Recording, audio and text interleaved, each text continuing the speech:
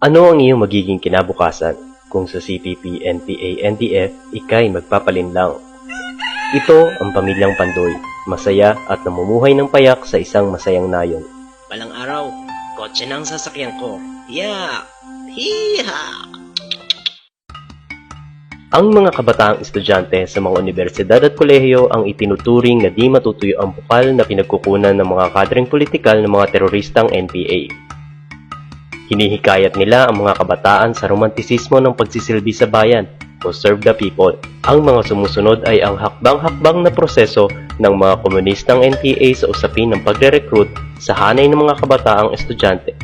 Nakahihikayat ang kilusan ng mga kabataan sa pamamagitan ng iba't ibang mga legal na organisasyon sa loob ng universidad kagaya ng League of Filipino Students, Gabriela Youth, Anak Bayan, at Student Christian Movement of the Philippines.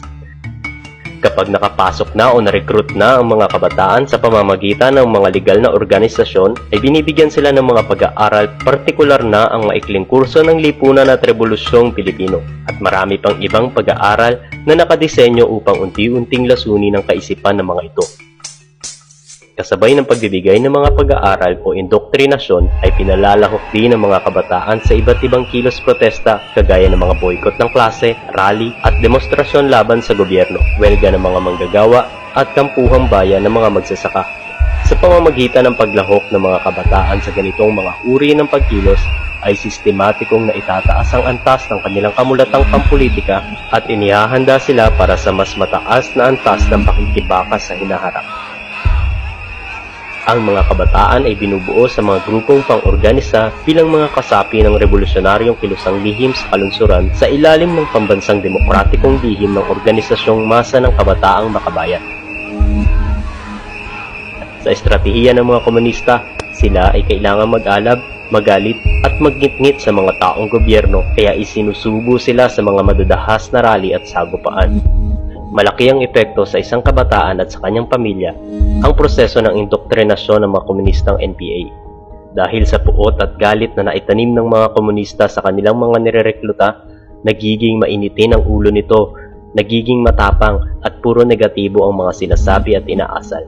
Lingid sa kaalaman ng mga magulang, ang mga nirereklutang kabataan ay pinaakyat ng mga NPA sa mundo kasama ang mga armadong grupo. Ang tawag sa aktibidad na ito ay immersion. Sa pamamagitan ng isang immersion, napapaalab ng mga NPA ang romantisismo ng kabataan sa kanilang tinuturong revolusyon hanggang sa ganap na maging kasapi ang mga ito sa kilusan.